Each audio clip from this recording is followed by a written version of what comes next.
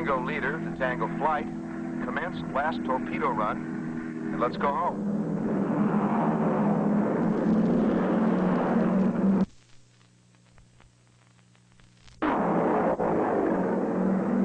December 5th, 1945. A flight of Navy Avenger aircraft finishing off a routine training mission off the coast of Florida.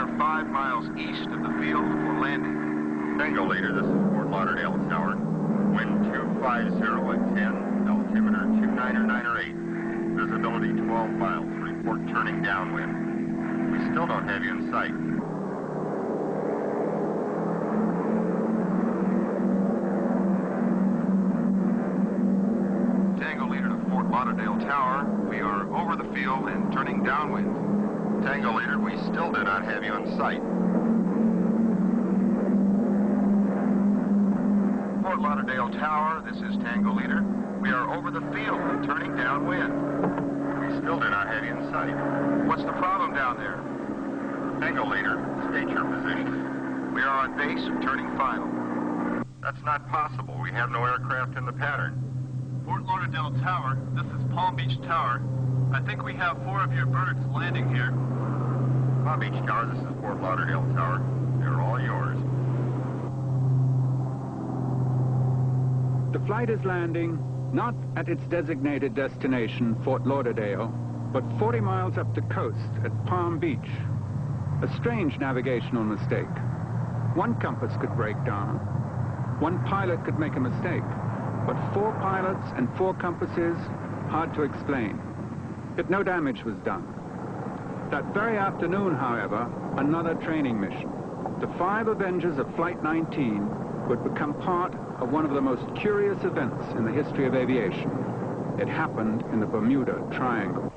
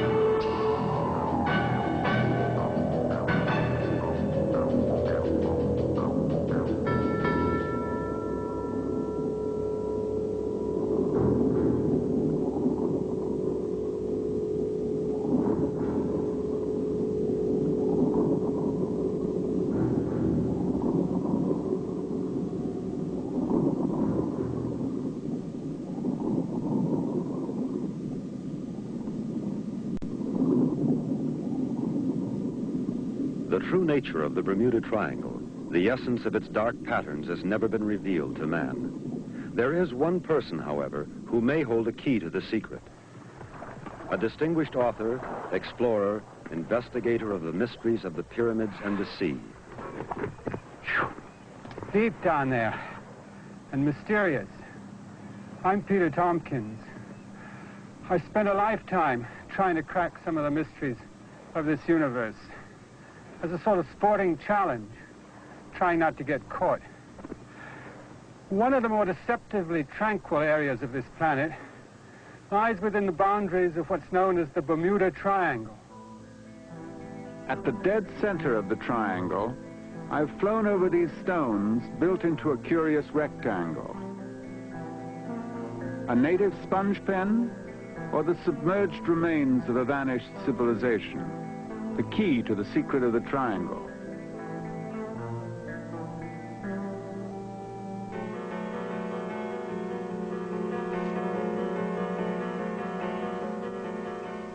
The apex of the triangle is the British colony of Bermuda, 152 tiny islands stretched over 22 miles of open sea.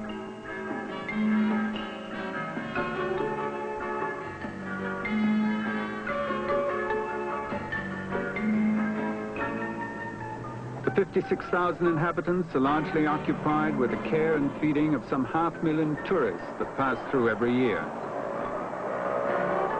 But in this quest, it is just a point of departure. True adventure has no guidebooks.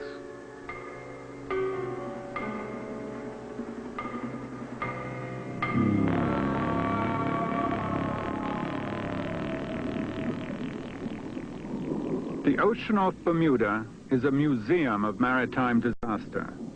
The encrusted remains of the great and the small, the capsized fishing boat, the torpedoed ship of war.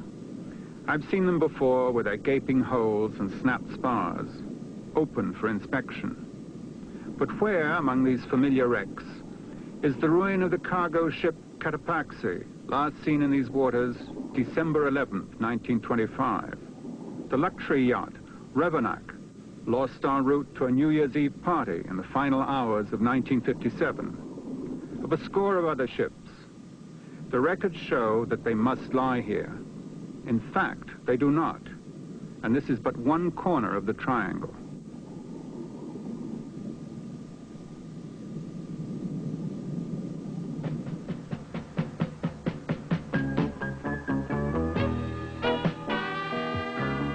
Another corner of the triangle, 1,000 miles to the southwest, at venerable vacation center, Miami, Florida. Its airport moves 12.5 million passengers a year. They fill 100 luxury hotels. For them, the Miami Yacht Basin is the jumping-off place to the waters of the Caribbean.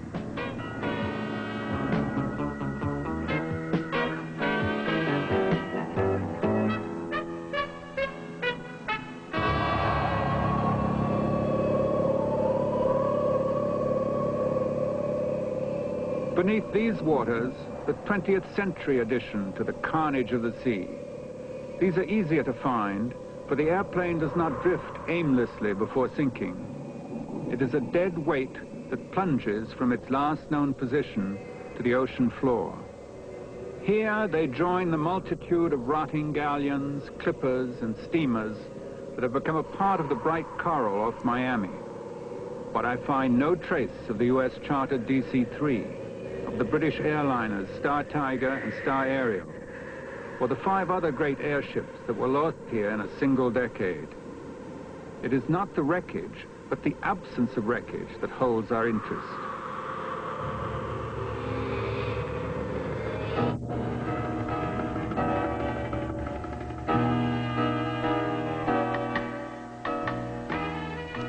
The ancient Spanish fortress of El Morro, which once drove off the Elizabethan sea dog, Sir Francis Drake, now guards the final corner of the triangle. El Morro stands in sharp contrast to the modern city of San Juan on the island of Puerto Rico. A tropical delight, a place seemingly very far removed from elemental danger.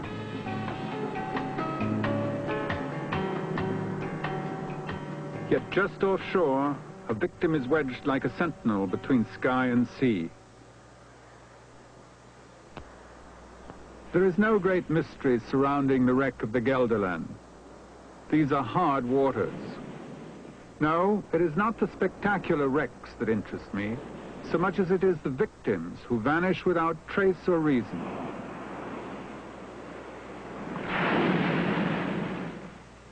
Counting only from 1940, more than 100 planes and ships and over 1,000 human beings have set off into the triangle only to disappear, apparently forever.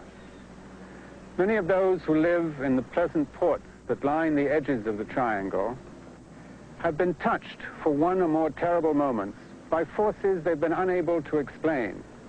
Not crackpots and publicity seekers, but seasoned professionals, down-to-earth men and women, not given to flights of fancy. Such a man is Carlton Hamilton, who personally guided over 2 million aircraft safely into Miami. More than once in all his many years as an air traffic controller, he came into direct contact with forces that even he could not understand.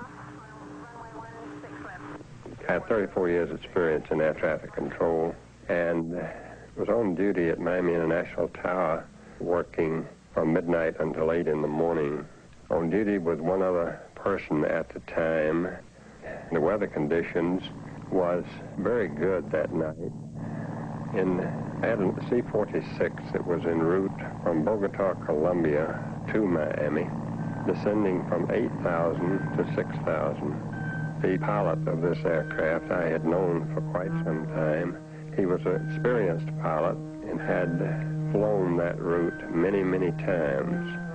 I asked him to report leaving 6,000 feet. I did not receive this report when I thought I should, and I started calling the aircraft and could not get any response from it. This particular C-46 pilot had the experience to know that if he had the shoreline lights in sight and something went wrong with the aircraft, to maintain a visual contact reference with those lights. Carlton Hamilton, who has always kept meticulous records, still puzzles over the events of that night in 1949. During this particular watch, all communications had been normal. We had experienced no difficulty with any of our radios.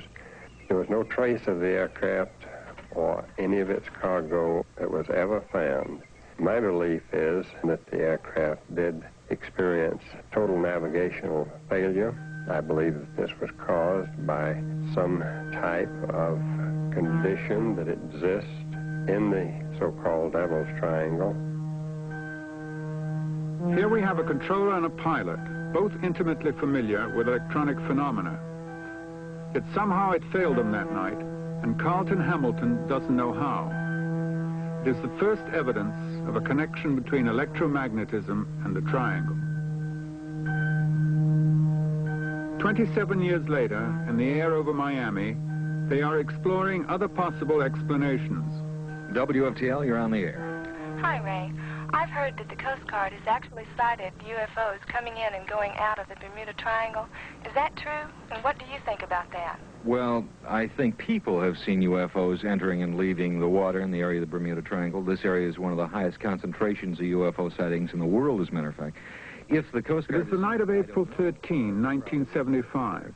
Ray Smithers, a Fort Lauderdale radio personality, is conducting a hotline show on the Bermuda Triangle. Interest is obviously intense, and the lines are jammed. But it is not this electric response that makes it the most memorable show in Ray Smithers' long career. Although it was later established the calls were piling up, suddenly no one would be able to get through. Smithers was about to be isolated. His studio was a total vacuum. Let's go to another call. WFTL, you're on the air. Bermuda Triangle, you're on the air. There's no one on that line. Let's try Bermuda Triangle, you're on the air. Now, those lines are dead. Let's try some other lines, see if we can get some calls on the air. Bermuda Triangle, you're on the air. All right, there's one of you on the program who will understand what I'm going to say. Each and every living thing on this planet has an aura. Is its communication with the millionth council who governs this planet. The area that you are discussing now is the aura of this planet. It is the communicative channel through which the millionth council governs this planet. Which council, sir? The millionth council. The millionth? Millionth. A tape of this broadcast was sent to Los Angeles for scrutiny by voice analyst John Hickman. Studying stress variations in speech, he can tell whether a man is speaking the truth. Disappear, but they are in the timeless void. They are all perfectly alive and well. It is the only area through which the council can communicate. He's showing stress in that paragraph, which is the significant paragraph, on anyone going into the area, do not disappear, alive and well, and then when he says it's the only area through which the council can communicate. In conclusion, the patterns exhibited on the strip chart indicate that this was not a prank or a hoax call, and the caller believes what he is saying.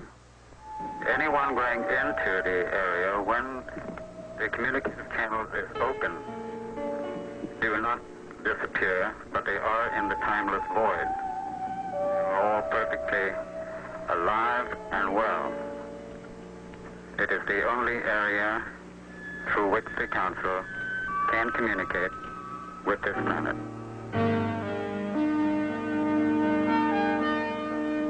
A mysterious voice in the night, talking of a timeless void.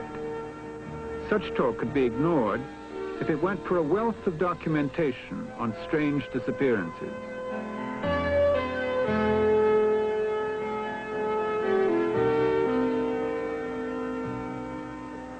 Stepping onto a real ghost ship gives a powerful feeling of interrupted life. Who can explain away the case of the nameless schooner found drifting between Bermuda and the Bahamas on August 20, 1881, undamaged, fully stocked with provisions, absolutely empty? And there's more. She was boarded by a prize crew from the schooner Ellen Austin.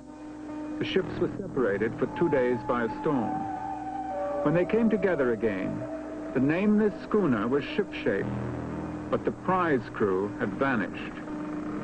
Even more eerie is the story that a second prize crew was placed aboard her, that the two boats stayed within 10 lengths of each other, and that not only the second prize crew, but the nameless ship itself disappeared for good.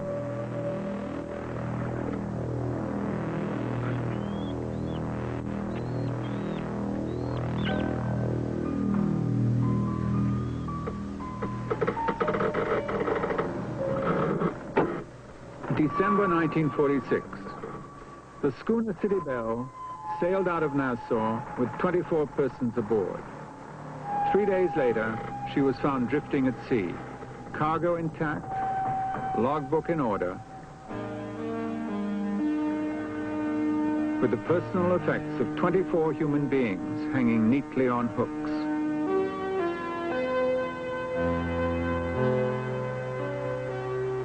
There are those who claim such disappearances are proof of the existence of UFOs.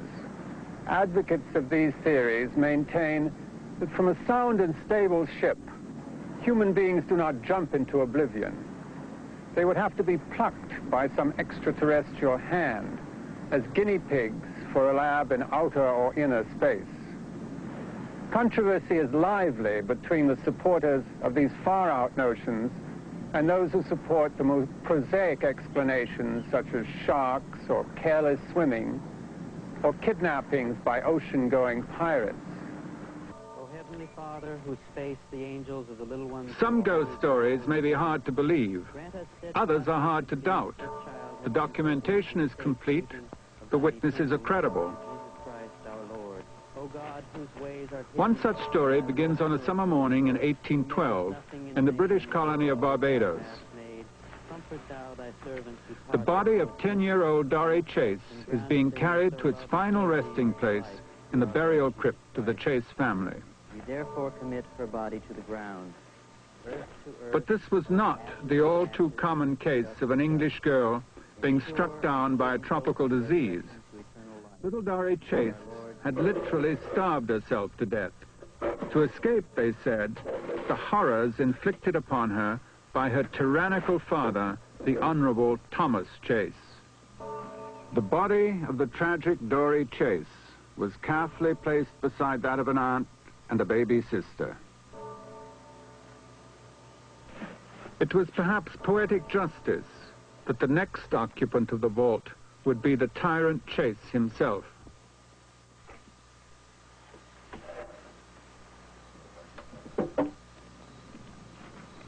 The night before the burial, as was the custom, the slaves were sent to open the crypt. It was hard work. The slab that covered the entrance to the vault weighed 910 pounds, but the slaves set to it without heavy hearts, for they were about to entomb a hated master. What they saw, however, filled them with terror.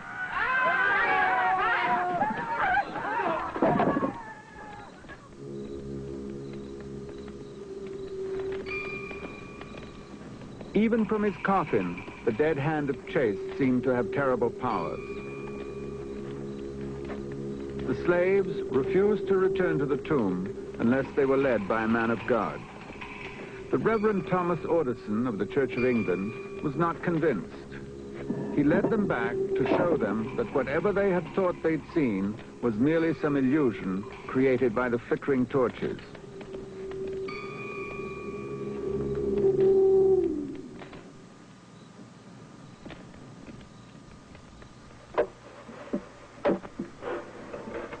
The Reverend Orderson was not given to superstition. The coffins were rearranged, and that of Thomas Chase joined them in orderly burial. It was obviously the wretched desecration of a Christian resting place by vandals or ghouls, except for one fact. None of the coffins had been tampered with.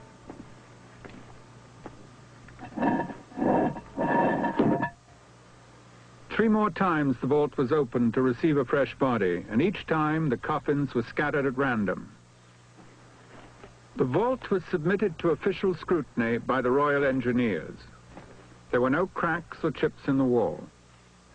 So airtight was the crypt that not the smallest insect existed. They probed the firm ground, inch by inch, searching for subterranean vaults or passageways that could explain away the whole thing. But there were none. There was not even moisture.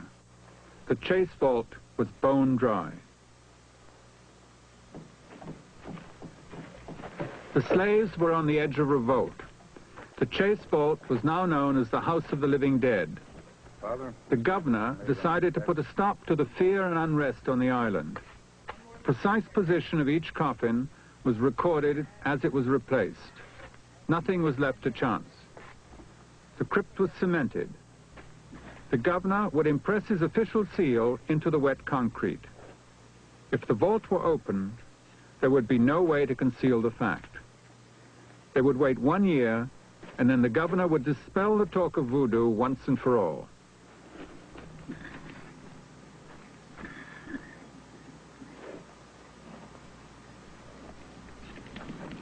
When the year was up, they returned to pry the lid loose.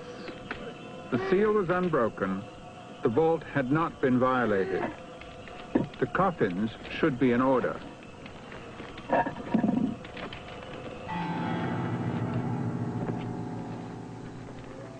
Looking for explanations, there is no evidence of tidal waves or seismic eruptions, but there is one singular fact. Only one coffin never moved. From the musty book of burials came an explanation. One coffin was made of wood. The rest were made of lead. Electromagnetic forces can provide a rational explanation. George Worley was a good family man, dearly beloved by wife and children. Why don't you give your old dad a big hug, one that'll last all the way from Norfolk to Rio and back home again, huh? It is the strange transformation of this man that makes the story of the Cyclops pertinent to this investigation. It was 1917, the height of the First World War. Single up the lines. Prepare to cast off the starboard bow. A dangerous voyage, but it was the captain's mind that would soon be the cause of the greatest concern. He refused to repair a damaged engine. He picked out an ensign as the root of all his trouble and drove the man to the brink of suicide. Without reason, he placed his executive officer in close confinement. Stripped down to a bowler hat and long underwear, he prepared to dock at Rio and take on passengers.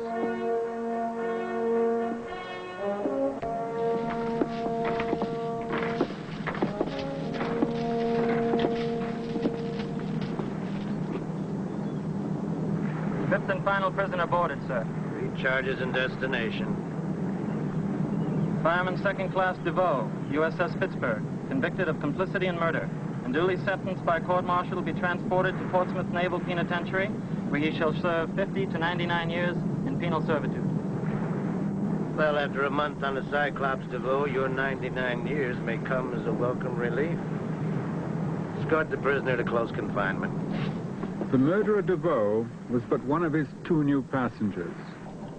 The other was an American diplomat, Alfred Gottschalk. The 2 passengers could not have been in more different circumstances, but each would play his part when the fate of the Cyclops was decided. I must say, sir, it's an honor and a pleasure to have a man aboard with culture and education. The ship's crew isn't exactly intellectually stimulating. They would sail at sundown, despite one tragic interruption. Stand by for engine test, boys. Engine test, full propeller.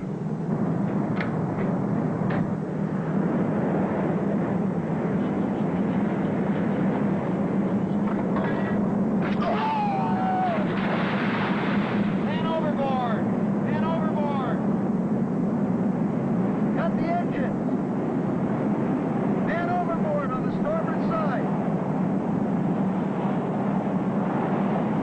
It's too late, gentlemen. The propeller's already got him. Send a diver down and pick up the pieces. Least we can do is give him a decent burial.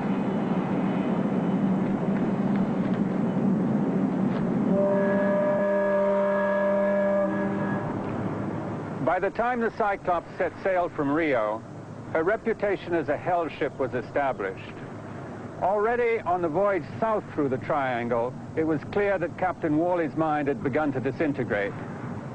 But it was the return trip through the triangle which was to give the Cyclops her tragic place in the history of the sea.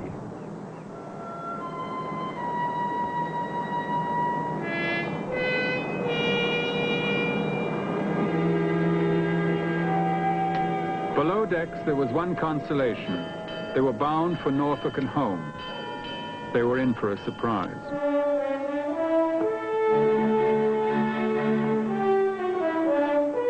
Without explanation or announcement, Worley docked the Cyclops at the British colony of Barbados. He sent containers ashore for replenishing. He required, he said, more food, coal, and money. It later transpired that he had no need for any of it.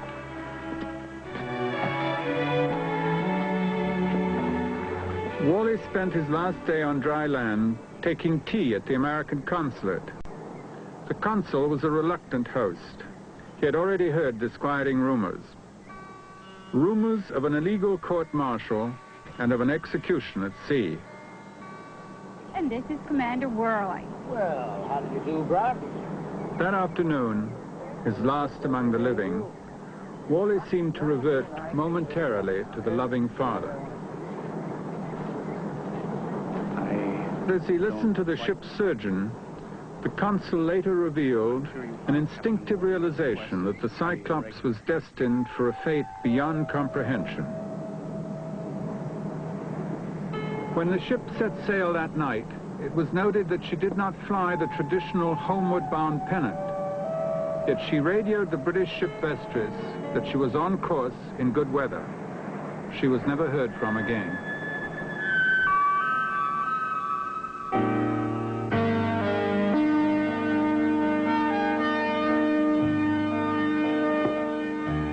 story of the Cyclops has been put together from a variety of sources. Personal eyewitness accounts, maritime registry, U.S. Weather Bureau reports, and the official records of the U.S. Navy. Even the Secretary of the Navy believed the Cyclops still existed, because never in the history of the U.S. Navy has a ship gone down or been in trouble without sending an SOS. Could it have been Worley's erratic navigation that took the ship off course and into the rocks? But 200,000 square miles of sea were searched, and there were no signs of wreckage. Some said it was mutiny, but where do 302 men hide? The Navy investigated every piece of inhabitable land within the Cyclops range, and there were no strangers. Many were convinced it was hijacking. It was known that Consul Gottschalk had pro-German sentiments, and it was discovered that Worley had been born in Germany. But captured German records showed no such event. So much for the Cyclops. It involved a mad sea dog and a heavily laden ship in wartime. But there's another story concerning an aircraft, one of the most rugged and dependable ever built, the DC-3, and an eminently qualified and perfectly sane pilot, Robert Lindquist. The DC-3 is about to complete a chartered flight between two corners of the triangle, Miami and San Juan, Puerto Rico. C-16002, this is Isla Grande, San Juan. You are cleared for landing. The light which indicates that his landing gear is locked is not functioning, but Lindquist is not concerned. His aircraft had been fully inspected only 4 days earlier.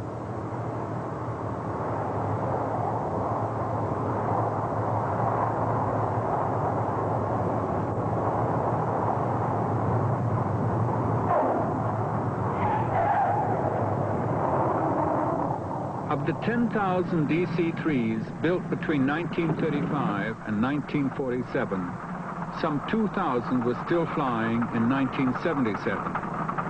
Of all the aircraft of any type ever built, the DC-3 is generally conceded to be the most durable and reliable. NC-16002, a la Torre. Manden alguien atelier los batteries. Hey, Roberto, why don't you try that again in English? This is NC-16002, Tower. Can you have a crew check our batteries, please? Un avión colectivo acaba de aterrizar de Miami. It is 2 days after Christmas, 1948. 29 passengers, all of them Puerto Ricans, home for the holidays, are waiting for Lindquist to refuel and take them back to their jobs in Miami and New York. They have seen their plane land on schedule and are told they will depart, as planned, in 1 hour. They are not aware that their aircraft has a problem. As Lindquist suspected, the malfunction of the lock lights was caused by a minor electrical failure. The water level in the batteries is found to be low, and he orders that they be topped up. This particular DC-3 had been delivered on June 12, 1936. It had accumulated 28,257 hours in the air, over 12 years without incident. NC-16002, come in, please. I read you. NC-16002, do you read me? I read you, Tom. Do you read me?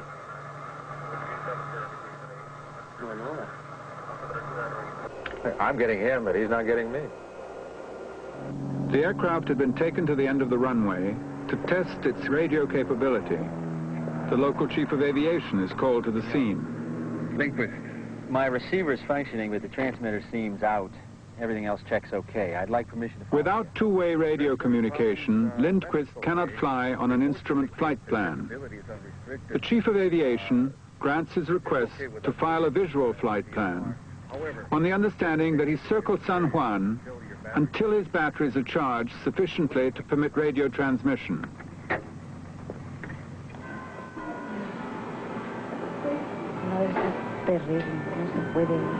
In the waiting room, the Christmas spirit is rapidly fading. There has been a delay of 2 hours, while the mechanics, the pilot, and the authorities satisfy themselves that airborne transport's charter to Miami meets all reasonable safety standards. Pre-flight inspection? Completed. Pins, locks, and covers. Aboard. Seats and pedals. Adjusted. Parking brake. And set. Gear latch. Latch. Gear and flap handles. Neutral. Pin tabs. Set. Fuel selector. And set. Ladies and gentlemen, I am very happy to announce that airborne transport's charter to Miami and New York is now ready for boarding. Carburetor heat. Cold. Props, throttles, mixtures. Set. Static air source. Normal. Radio. Off. Lights. Magneto. Fired. Off. Battery and generator. On. No smoking in And seatbelt. on. Fuel quantity. Checked. Warning lights. Check. Flight attendant report. Is received. Okay. Start right engine.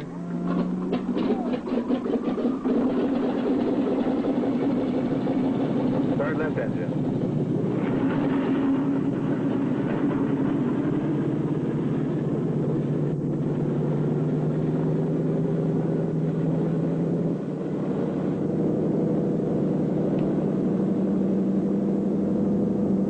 Run up. Mixtures. Mixture's rich, and all procedures have been completed.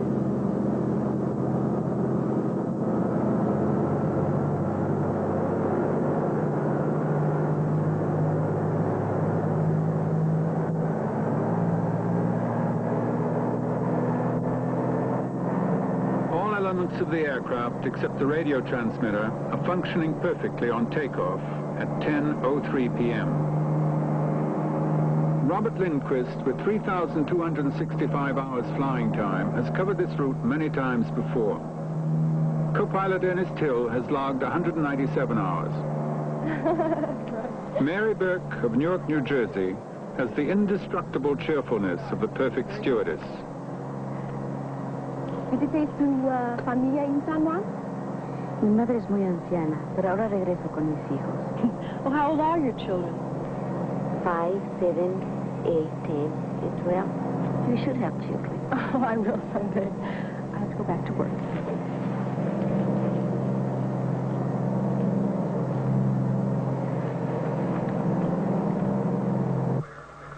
Ten minutes after takeoff, Lindquist should be flying a holding pattern, but the tower can neither see nor hear him. ¿Dónde está? Hace 10 minutos que está en vuela.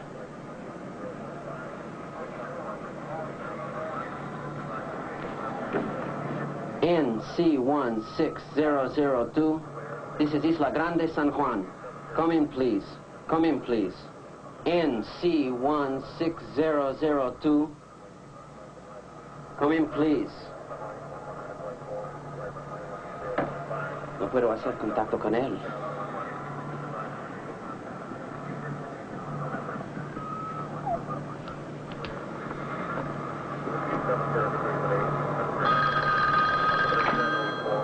Hola. Ah, bien, gracias. ¿Sí? Sí. Gracias, adiós. Sea les ha hablado. No pudieron hacer contacto con nosotros. Lindquist has successfully established two-way communication with the nearby Civil Aviation Authority. He's on his way to Miami.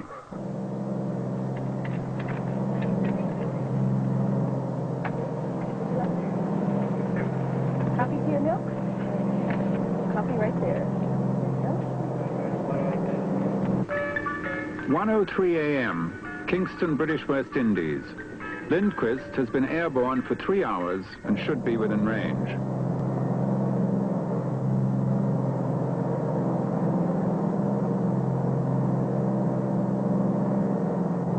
This is NC16002 en route to Miami.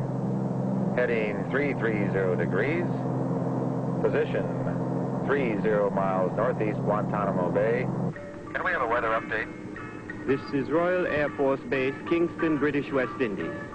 Visibility unlimited.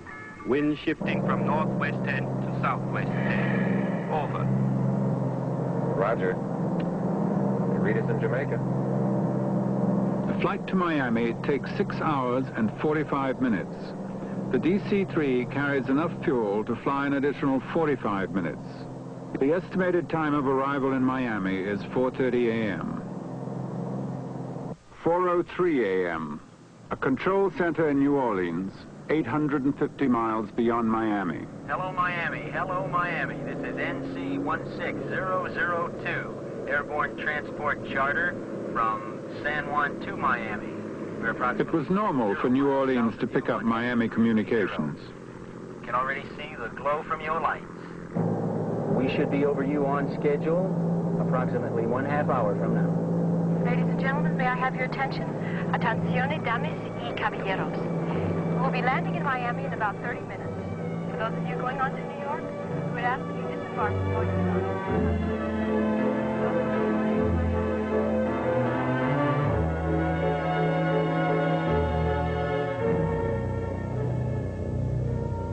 Mary Burke and her 29 passengers were never seen again. The DC-3 and all its contents disappeared from the face of the Earth. The only conceivable explanation, a massive navigational aberration. Further search through the records indicates an odd concentration of mysteries during the Christmas season. Hi, Joy. How are you? Merry Christmas. Hello. Now it is Christmas 1969, also in Miami. Father Patrick Horgan of St. George's Church gets a call from his friend Dan Burak. Pat, listen, I got stabilizers, I got full flotation, and you got God. What more could you want? Okay, I'll see you at the house. Burak, a successful businessman and former hotel owner, uses his cabin cruiser as an island of relaxation. Father Horgan, on the other hand, is nervous in boats, but he knows his friend is a sober, competent, and careful sailor. And the Witchcraft has built-in flotation gel in addition to all standard safety equipment. Besides, they are only going out to Buoy 7 at the end of the breakwater, past Government Cut, to look at the Christmas lights of Miami.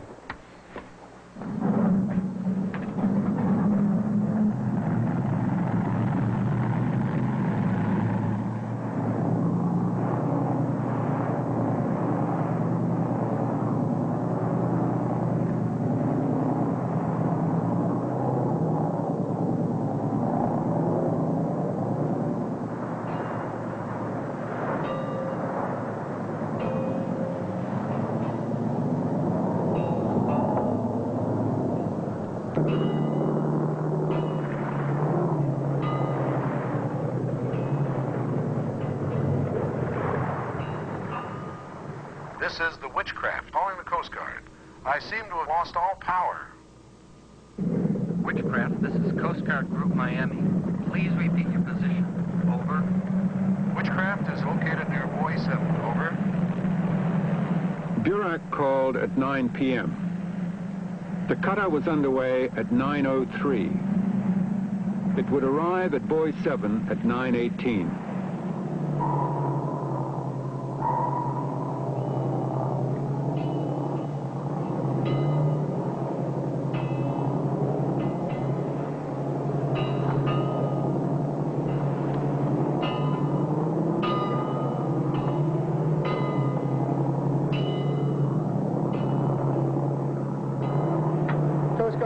Coast Guard 41329. We are on scene at buoy number 7. We have searched the entire area. Negative sighting.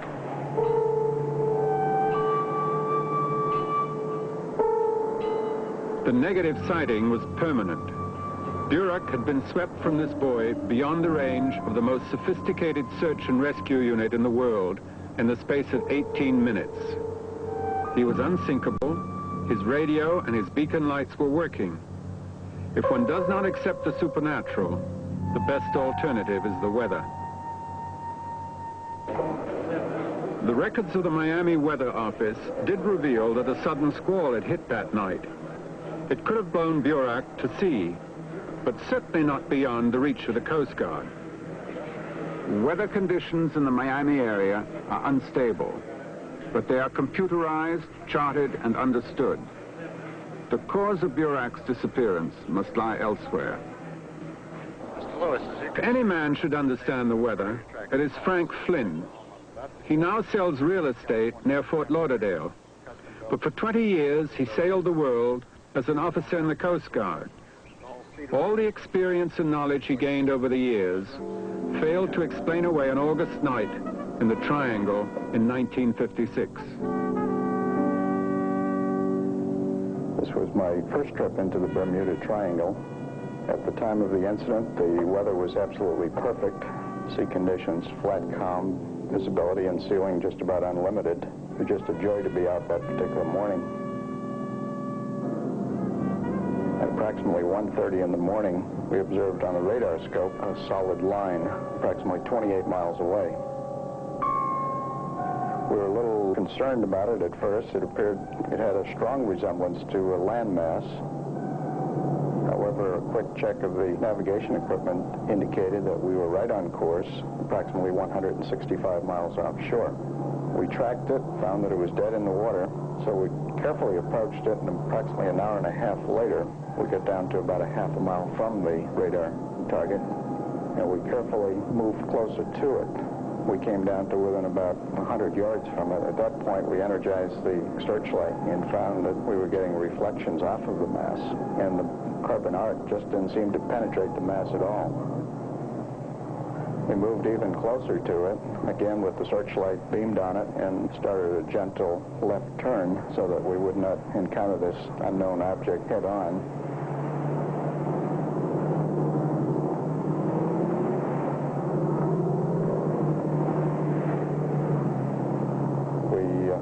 Closer, and we sort of nudged it with the starboard wing. We did this 2 or 3 times without incident, so we got back up to normal cruising speed, and we started our entry into the unknown mass.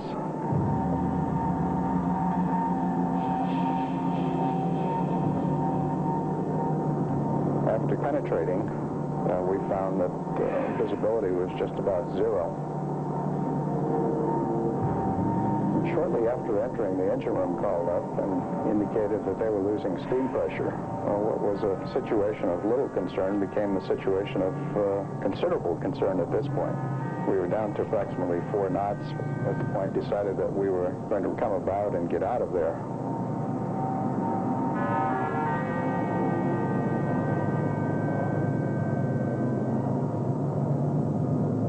As we started our turn, that's when we broke out of the mass.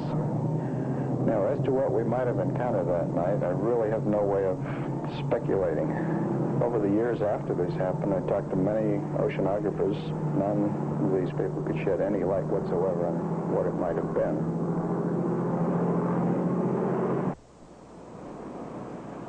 At the United States Navy Ocean Systems Center near San Diego, Dr. Jürgen Richter and his staff can artificially recreate any radar configuration and describe its origins. They were asked to study Frank Flynn's evidence. What is being shown here is a schematic illustration of what may happen to a radar beam traveling in the atmosphere. We have plotted altitude 5,000 feet against range up to 250 nautical miles, the path a radar beam would take under an atmospheric condition that refracts energy back to the ocean surface. And it may account for returns, echoes from the sea surface, which by the unexperienced operator may be misinterpreted as land echoes. This slide shows how a radar scope might look under the atmospheric conditions, changing from a moist, cool air mass to a dry, warm air mass above, whereby the radar signals would go out very, very much further than they normally would. On this next slide, the conditions have become stronger, and we see the appearance of these returns from the ocean area, which we call sea clutter rings. These particular type of returns in no way are associated with the presence of fog or clouds in this area. No known vapor mass has ever been recorded on radar, so Frank Flynn did not encounter any known vapor. The only other possibility, the sea clutter ring, is a mirage which will always keep its distance. The image on Flynn's radar grew closer as they approached. The simplest conclusion is that Frank Flynn ran into a visible electromagnetic field.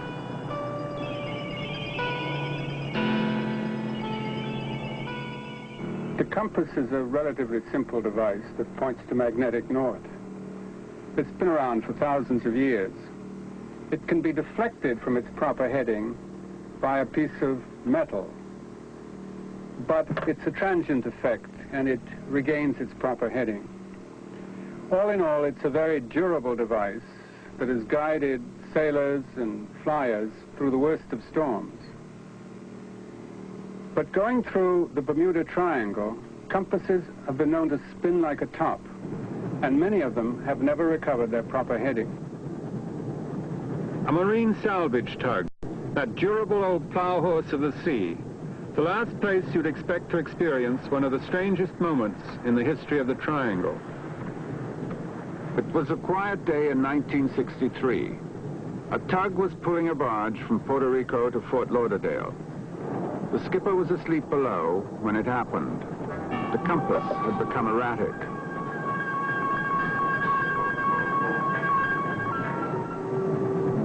The captain is a hulk of a man with 30 years at sea.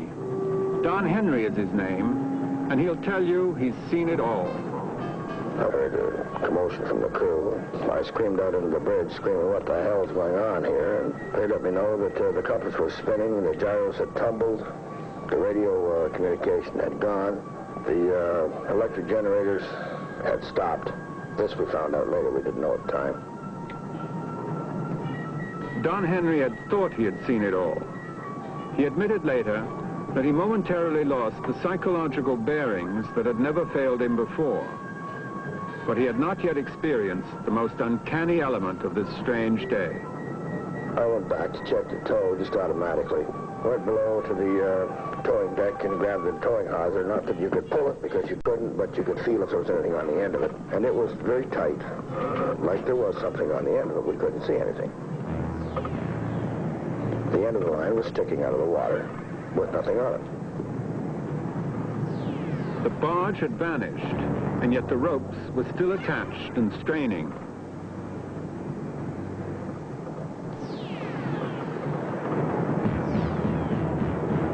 Don Henry's only thought was that he and his crew might be the next to vanish.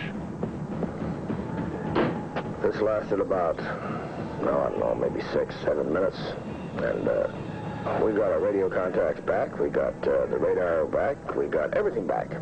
Suddenly, the barge was there again, but for that 7 minutes, we had nothing, not a thing.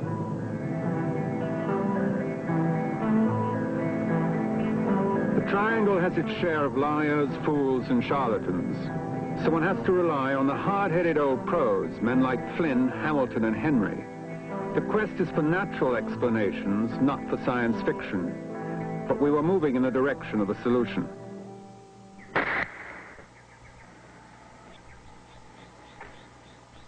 Just as there are explosions in this universe, there are implosions of energy, where everything is sucked into a mysterious area, and everything is inverted, time and space. We call them black holes, the opposite of what's here, and they're out there, big enough to swallow this whole planet. Einstein sought to explain the interaction of gravity, time, space, matter, and electromagnetics through his unified field theory. In black holes, all of these elements become intertwined to produce astonishing effects. Time runs backwards, space and matter become confused, and the gravitational force is so strong that no light can escape, and thus the black hole becomes invisible. But what if man sought to harness these principles for his own use? Over the years, a number of publications have intimated that in mid-October of 1943, an experiment took place, shrouded in wartime secrecy, codenamed the Philadelphia Project. The experiment was designed to create a strong magnetic field around a U.S. destroyer by means of magnetic generators or degaussers. The field around the ship was to be so strong that the magnetic wavelength, those by which we see, would be cut. Thus both the ship and the crew would become invisible. Some claim the experiment did work, driving several of the crew to the brink of mental collapse. Dr. Morris Jessup, who became associated with the Office of Naval Research, and who published a small book on the matter, mysteriously committed suicide. The Navy flatly declares that no such project existed, so we do not know from the project if man was able to harness the unified field theory. But it does add corroborative evidence that the mysteries of the Bermuda Triangle could be closely linked with electromagnetic phenomena. In a few hours, these two young people will be dead. They will die alone. But in this particular case, we know what passed before their eyes and diverted them from safety into the sea. It is closely linked with electromagnetic phenomena.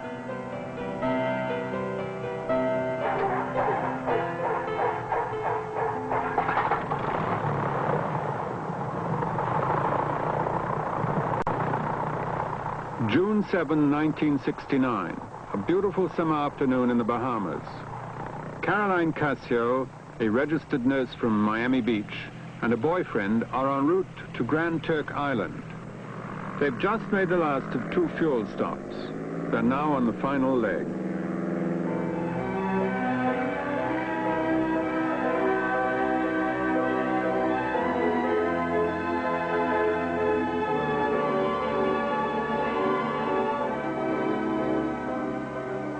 Three hours later, Caroline Cascio calls Caicos Island's control tower. She says she's in trouble. I'm lost, she says. I am circling 2 islands, and there is nothing down there. A few minutes later, she called, I'm out of fuel and I'm sinking. Is there any way out of this?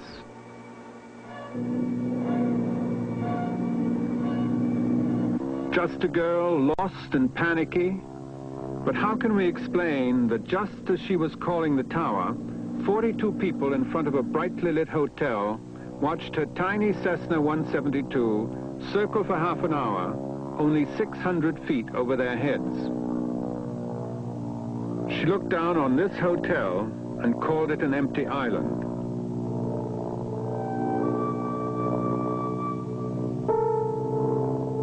She finally broke her pattern and flew away to the open sea and oblivion.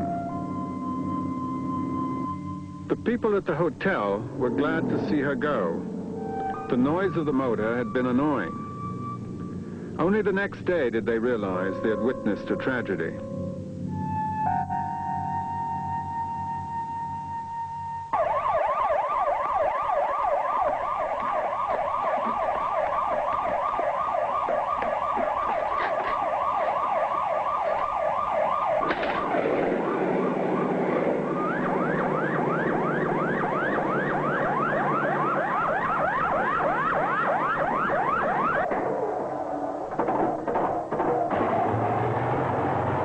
The search for Caroline Cascio's tiny plane was massive and complete.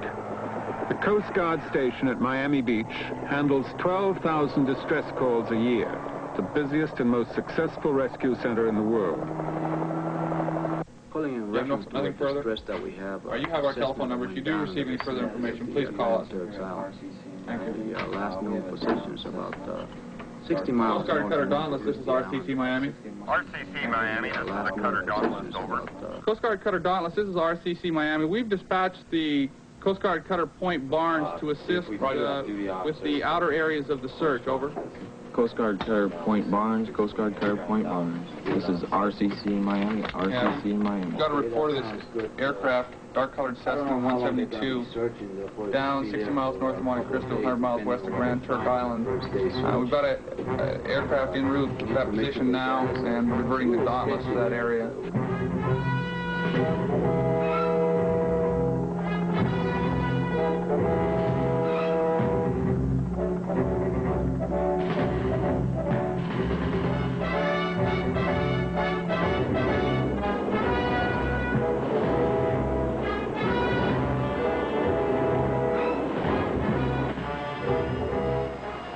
Seven H-16 seaplanes are standing by to respond to the smallest piece of positive evidence. Given fair warning, they make it almost impossible to vanish. Coast Guard Cutter Dauntless, this is Radio Miami Beach. Request an updated situation report on the Cessna 172. Over. The Coast Guard, with a battery of 3 cutters, 3 long-range helicopters, and 3 huge C-131 cargo planes, searched the area for 1 week with no success.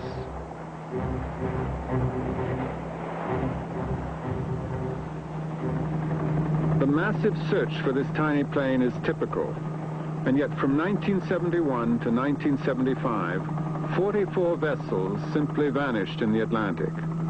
Hijacking was suspected in 27 cases. For the other 17, the Coast Guard admits there is absolutely no explanation. Even more difficult to explain than disappearance was a strange case of reappearance. There are persistent reports that in 1971, a scheduled airliner disappeared off radar coming into Miami. It was gone for 10 minutes and then reappeared and landed. Could the radar experts explain this event? This is a display that shows for a specific radar whether you can see a target or not. In this case, we have a height range of 2,000 feet and a range of 40 nautical miles. If, for instance, a plane would fly toward the radar at a constant altitude of 500 feet, then we would expect to see it on the radar at a range of about 25 nautical miles. We would continue to see it to about 18 nautical miles. It would disappear then, and it would reappear at 50 nautical miles. This is a pattern which is quite familiar to the experienced radar operator and is quite predictable. And so there is no mystery. The passengers stepped into the familiar surroundings of an airport, their flight perfectly uneventful. They did have this one thing in common, however. All their watches were exactly 10 minutes slow.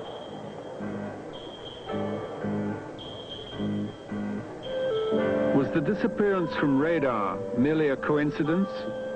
Or did the passengers of this flight become locked for 10 minutes in that strange dimension known as a time warp? In the triangle and all along what are called the horse latitudes, evidence of electromagnetic forces at work is accumulating. For 20 years, I've been studying the Great Pyramid of Cheops on the Giza Plateau in Egypt. And from this may come the first inkling of a solution. Whoever built the Great Pyramid understood electromagnetic phenomena. The apex of the pyramid represents the North Pole, and encrypted into its dimensions, mathematically, is the gravitational force field of this planet. Edgar Cayce, the prophet, says it was built by Atlanteans, and he predicted that in 1968 or 1969, off the coast of Bimini and the Bahamas, a portion of this lost continent would surface.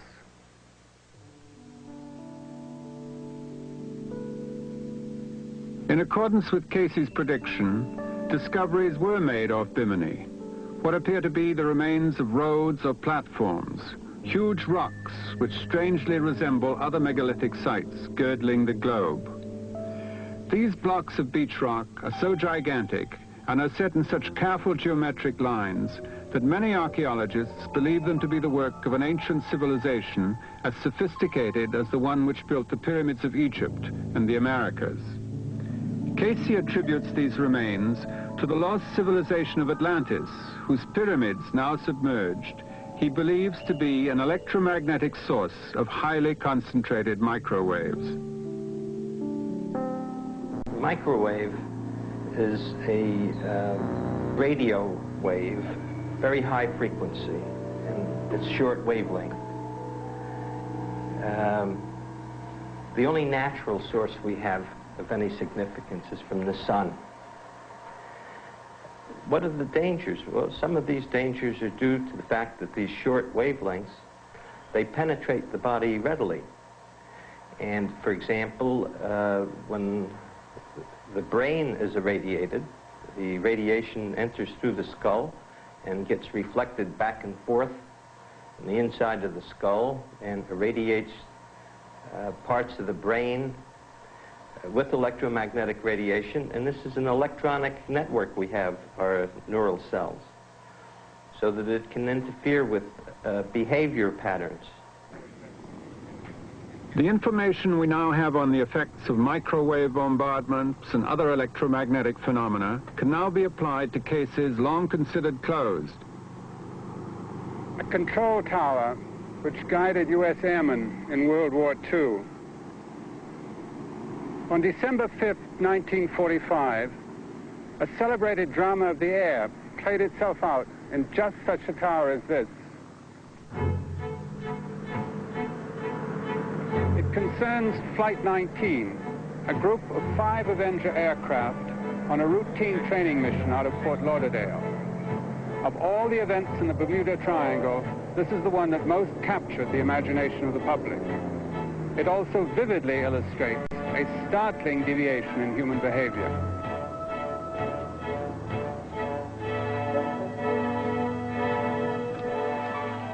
Marine Sergeant Robert Gallivan has just survived the Pacific War, a veteran of Guadalcanal and Bougainville. Private First Class Yo-Yo Grubel wants to be a priest. It is December 5th, 1945. The Second World War has been over for almost 4 months. At Fort Lauderdale Naval Air Station, the men are killing time, making plans for Civvy Street. They have just invented the atom bomb. There is no war left to fight. Only Gallivan has much sense of purpose. How long we got, Yo-Yo? This is his last day in the service. We got a little sack time coming. Well, I'm going to spend the rest of my life doing sack time. I'm going to call Mom and tell her to turn down the bed. One last meaningless mission, and he takes the train home to Massachusetts. Hey, we see you gents next war, huh?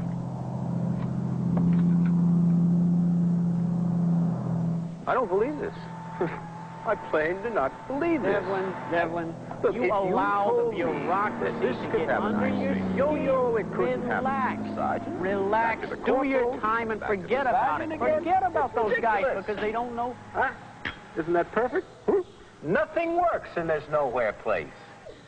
I'm not going to get out of here. It's as simple as that. I am not going to get out of here. I am stuck, lost, gone in some stupid sergeant's file. Hey, look on the... Those who aren't trying to get a discharge are trying to get a little Christmas leave.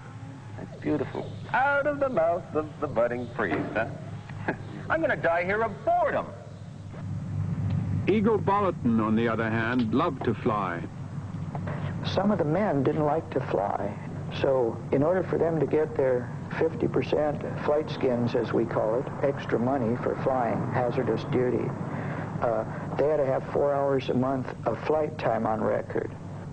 My thing was to fly under somebody else's name whenever I could get away with it for whatever reason was convenient. They had to go on liberty or they needed their 4 hours or whatever. You flew this morning. You know the regulations. Years later, Bolton returned to the old air base where he had come within a footstep of losing his life. That afternoon in December, I went out after lunch to fly again in the afternoon. As luck would have it, and that's certainly the word, the duty officer was the same man who had been there in the morning when I had already flown. Since that happening, I've had some thoughts on that subject. One thing I've thought is that my family, which already existed, I had one child in Seattle that I had never seen yet. It might have been my entire family had I made that Flight 19.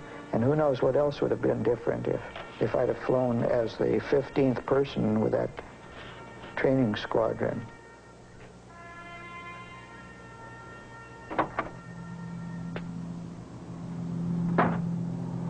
The leader of the training squadron was Marine Lieutenant Charles Taylor of Corpus Christi, Texas.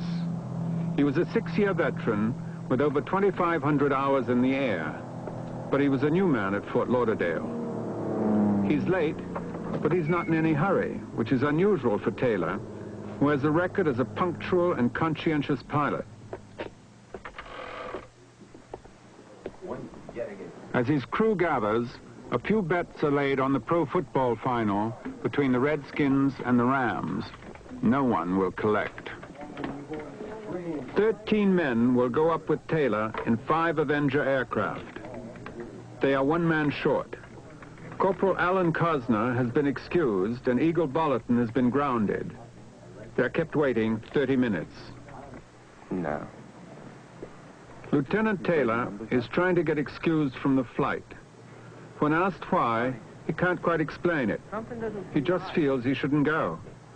Forget it. Let's go. Hey, gentlemen. We're sorry for the delay. Gentlemen, you're designated as Flight 19. The weather's favorable, sea state moderate to rough. Surface wind 20 knots, gusting to 31. Nothing serious. Your instructor for today is Lieutenant Taylor.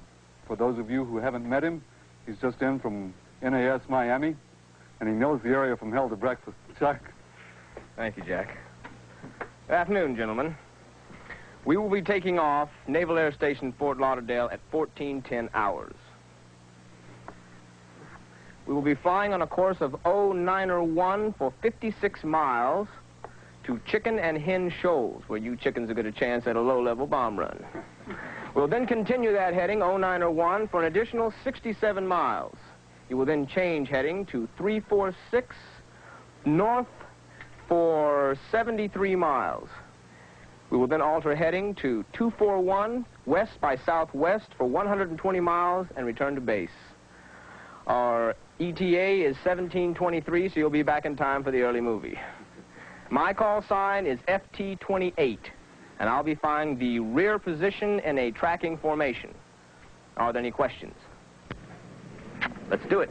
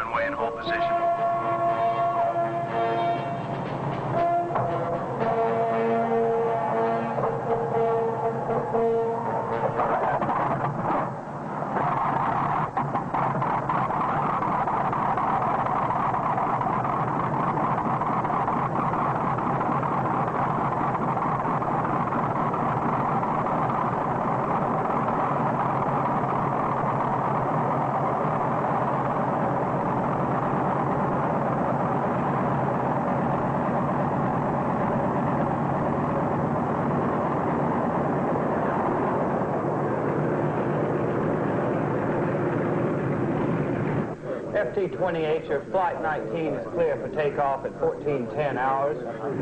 2:10 p.m. They are 40 minutes late getting underway, but they will still be home before dark.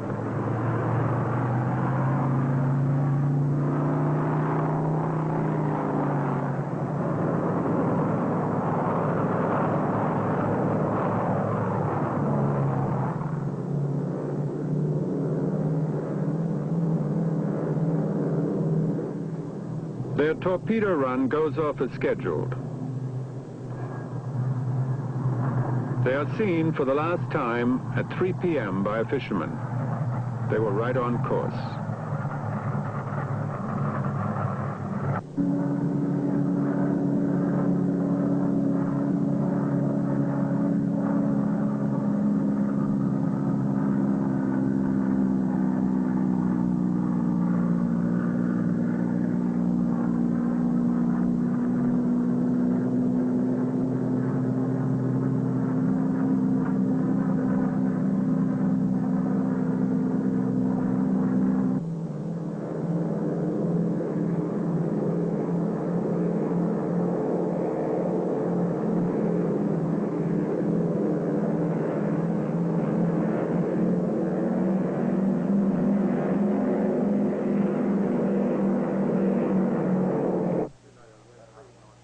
1540.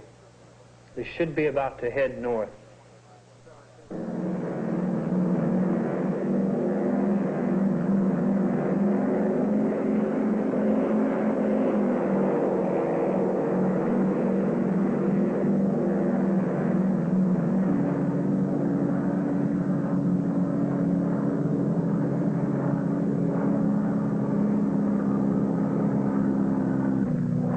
The senior instructor from Lauderdale, Lieutenant Robert Cox, has just taken off on another mission. Cox is about to become the most important man in the lives of the 14 airmen of Flight 19. For the next 45 critical minutes, he will be their only contact with the outside world. Powers, what does your compass read? Repeat to Powers, what does your compass read? I don't know where we are. I'm afraid we got lost after that last turn. This is FT-740 NES Fort Lauderdale. Somebody up here, some boats or planes seem to be lost. This is Fort Lauderdale, the FT-74. Roger and acknowledged. This is FT-74 to Boats or planes calling Powers. Please identify yourselves so we can send some help. This is FT-28. Does anyone have any suggestions? FT-28, this is FT-74. What is the problem? Both my compasses are out. I am trying to find Fort Lauderdale, Florida. I am over land, but it is broken. I'm sure it's the Keys, but I have no idea how far out I am.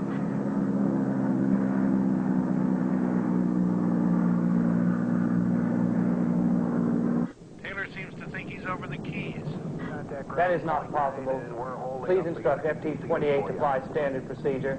270 degrees and fly toward the sun. FT-28, this is FT-74. Put the sun on your port wing, and if you're in the Keys, fly up the coast. What is your present altitude? I'll fly south to meet you. I know where I am now. I'm at 2,300 feet. Don't come after me. Roger, 2,300 feet. I'm coming up to meet you anyway.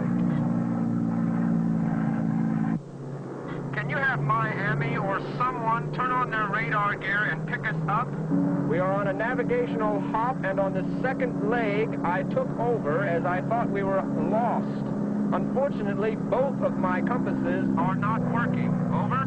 You can't expect to get here in 10 minutes. There's a 30 to 36 knot head or crosswind in your area. Turn on your emergency IFF gear. Or do you have it on already? That is negative.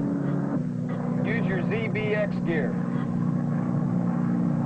Use your ZBX gear. FT-74, this is Fort Lauderdale.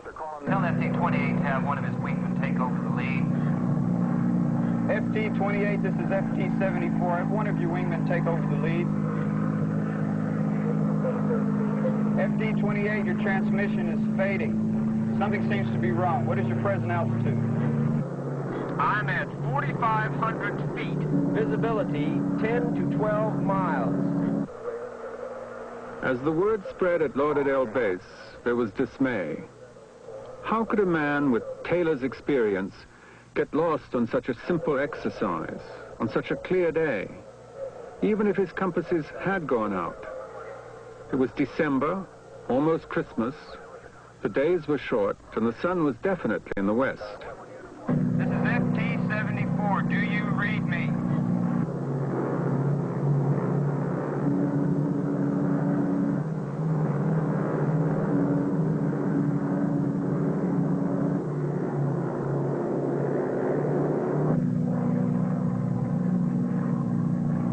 This is FT-74. Do you read me?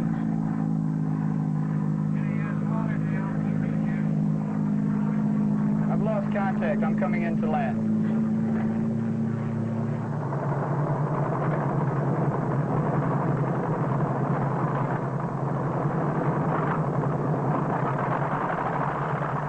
Cox wanted to go back up, but permission was refused.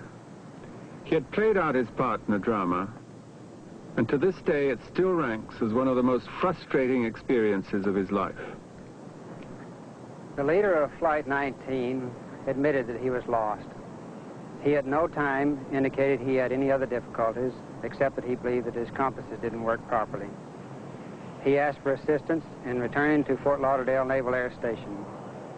And for some 45 minutes, I gave him this assistance by radio. He either ignored or refused the help that was being given him. Port Everglades to FT-28.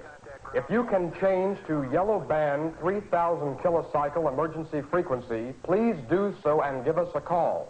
I cannot switch frequencies. I must keep my planes intact.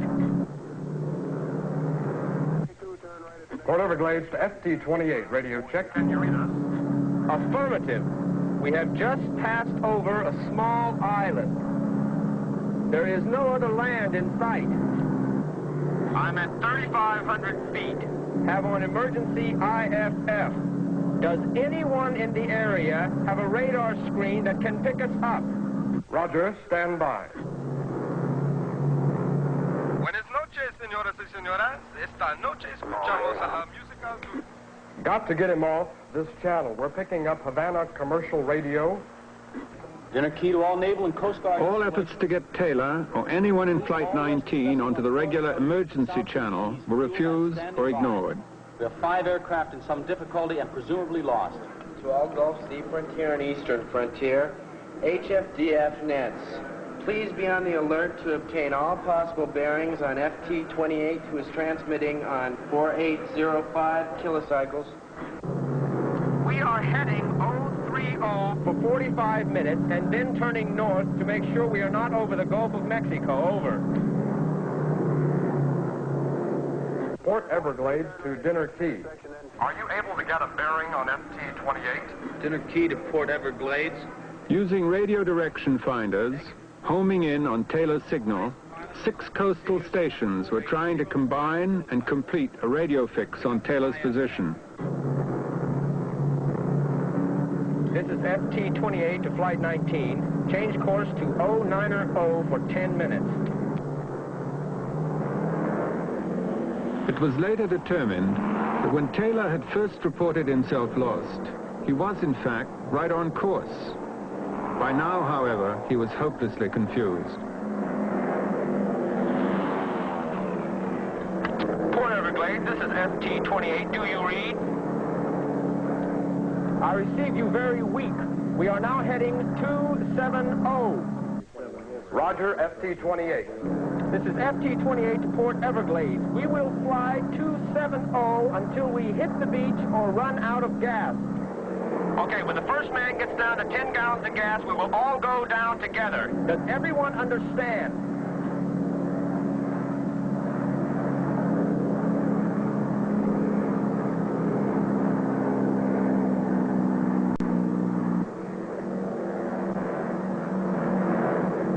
FT-28 to Port Everglades. Can you read me? Over. Port Everglades to FT-28. Hear you, shrink 3, modulation good. At 5:45 p.m., it was dark in Florida. Search aircraft along the coast were on full alert. At Banana River, a flying boat was standing by. The crew didn't know why. Port Everglades to FT-28. Can you change to 3,000 kilocycles? Repeat. Can you change to 3,000 kilocycles? At 5:55 p.m., two-way radio contact with Taylor was gone. 5 radio centers now had a bearing on Flight 19. They were waiting for Dinner Key, Miami.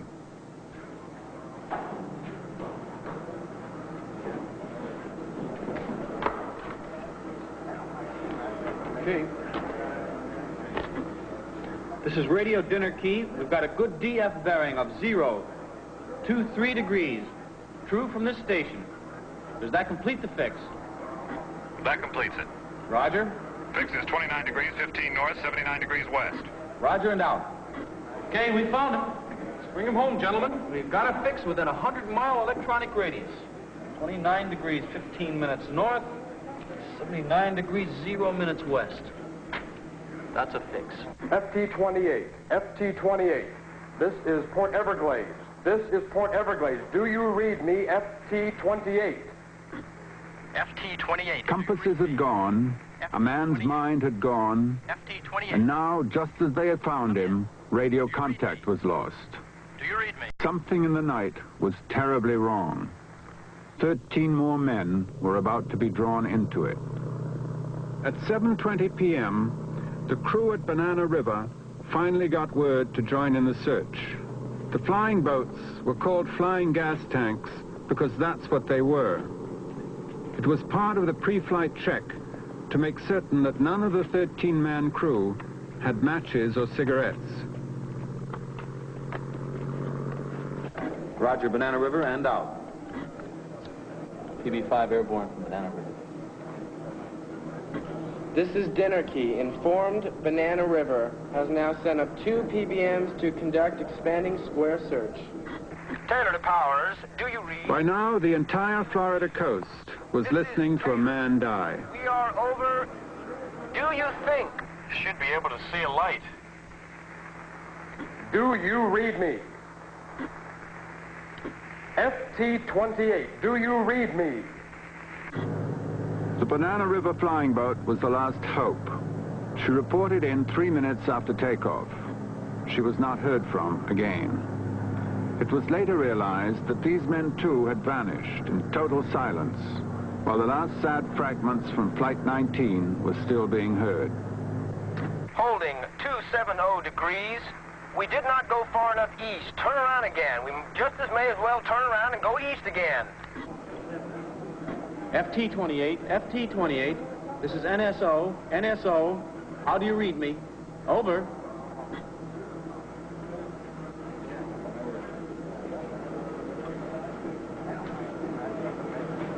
It's 8:05. That should finish the fuel supply. It must be down.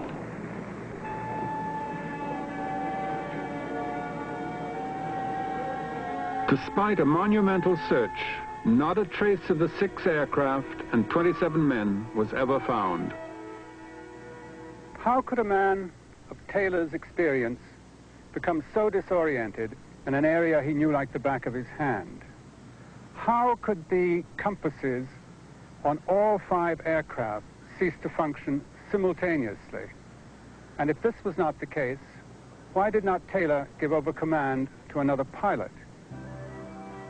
If Taylor had a premonition, he was right. It's hard to avoid the conclusion that there was something electric in the air that day. It may have been affecting compasses. It was certainly affecting the human mind. It worked swiftly.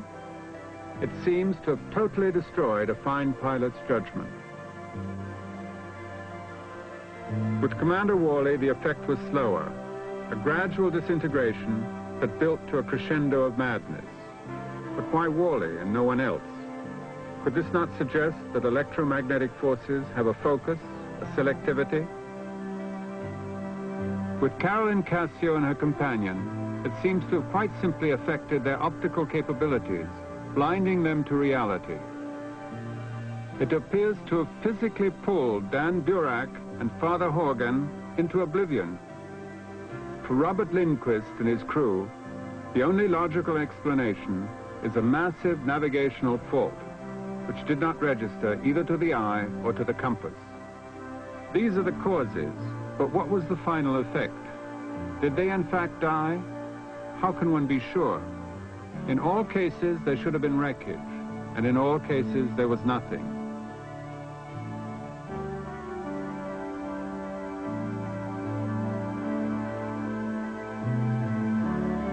One further point.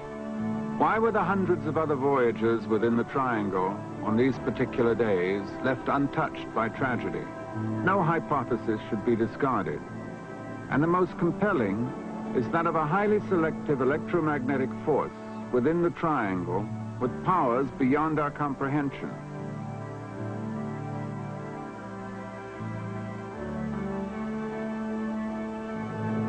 I return to the simple rectangle of Andros, in the heart of the triangle. Archaeologists have noted the similarity of its ground plan to that of the Mayan Temple of the Turtles in Yucatan. It is made of hand-cut pieces of beach rock, just like that of the Bimini Wall. Carbon-14 dating establishes that the Bimini Wall was most likely a harbor used by the Phoenicians, who sailed regularly through the triangle to Yucatan 2,000 years before Columbus. The Phoenician and Mayan originators of these pyramids in Yucatan are the logical descendants of the Atlanteans, whose great haul of records Edgar Cayce prophesied would be found within the boundaries of the Bermuda Triangle. It was a misuse of electromagnetic forces which Cayce blames for the final sinking of Atlantis. He speaks of submerged pyramids still radiating mysterious waves. Here may lie the secrets of the triangle, even the secrets of existence.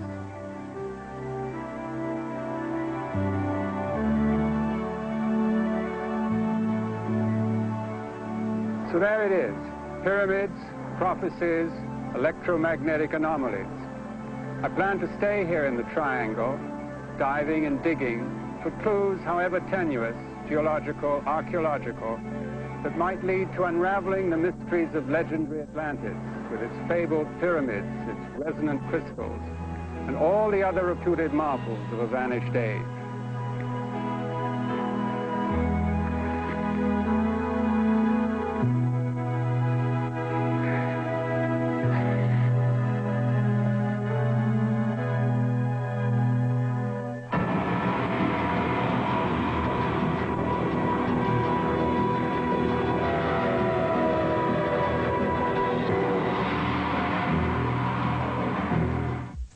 ¿Cómo están?